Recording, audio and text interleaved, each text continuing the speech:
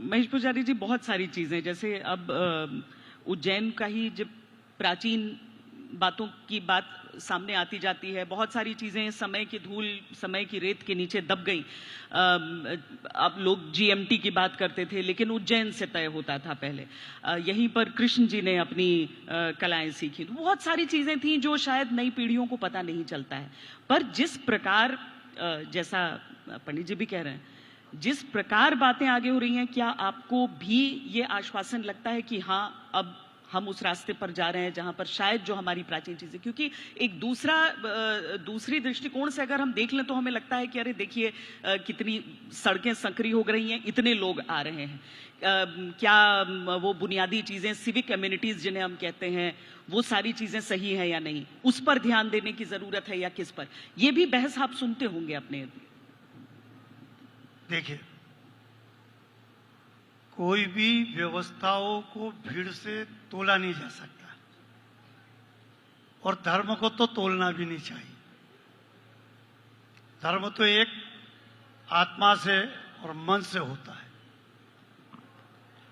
कई मर्तबा हम लोग हजारों लाखों करोड़ों की भीड़ को देखकर ये अंदाज लगा लेते हैं कि ये सब सनातनी हैं या धर्म युक्त व्यक्ति हैं, और ये जब यहाँ आए हैं तो ये इतना धर्म कर रहे हैं कि समय आने पर जब ये यहाँ से इस भूमि का, इस पृथ्वी का जो योग और मृत्यु का जो है, वो मृत्यु के जब उस जाएंगे तो इन्हें स्वर्ग प्राप्त होगा, ऐसा विचार आएगा जब इतनी भीड़ और इतनी व्यवस्थाओं को जब हम देखेंगे तो।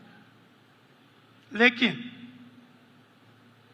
भगवान भोलेनाथ ने भी ये कहा है, और माता पार्वती की जिद पे ये कहा है कि धर्म को कभी भी भीड़ से आका नहीं जा सकता है।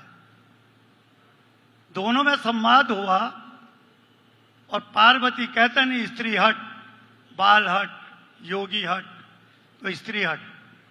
उन्होंने कहा प्रभु ये तो हो ही नहीं सकता है, जहां इतने लोग धर्म से ओत प्रोत हैं, तो ये सब या तो कैलाश आएंगे या स्वर्ग को या गोलोक को जाएंगे।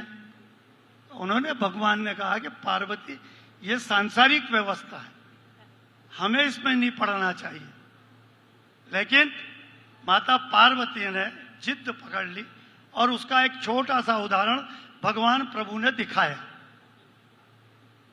भोलेनाथ स्वयं अशक्त, जिनके शरीर पर कोड़ टाइप व्यवस्था बना ली, बहुत ही ऐसे निर्बल, और माता पार्वती को बड़ी सुंदर बना दिया।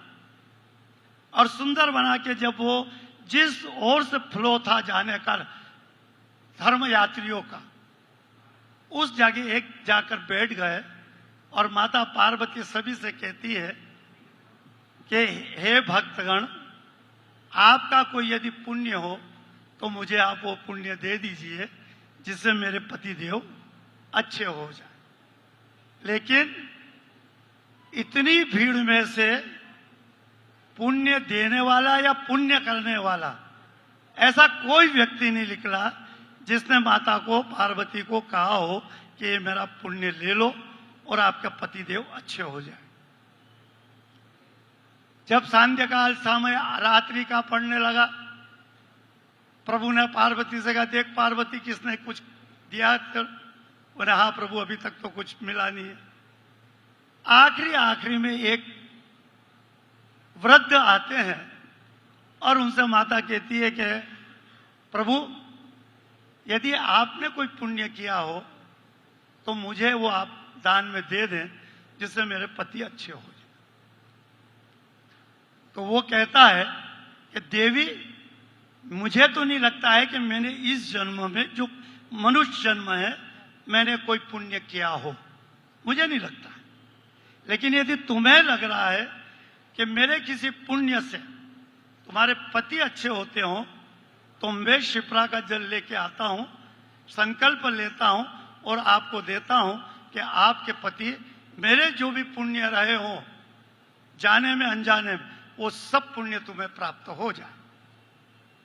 भगवान भोलेनाथ और पार्वती दोनों साक्षात खड़े हो गए और उनने क्या, पार्वती केवल स्वर्ग को ये व्यक्ति आएगा, बाकी ये जितने भी हैं ये सांसारिक भोग और सांसारिक व्यवस्था को लेकर आए हैं। उनका उद्देश्य है उज्जैन घूमना या केदार जाना, भक्ति से जाए। हम चाहेंगे हर जगह भक्ति हो और भक्ति से जाए, तो निश्चित तौर पे हमारा सनातन धर्म की उन्नति दिन प्रतिदिन होगी।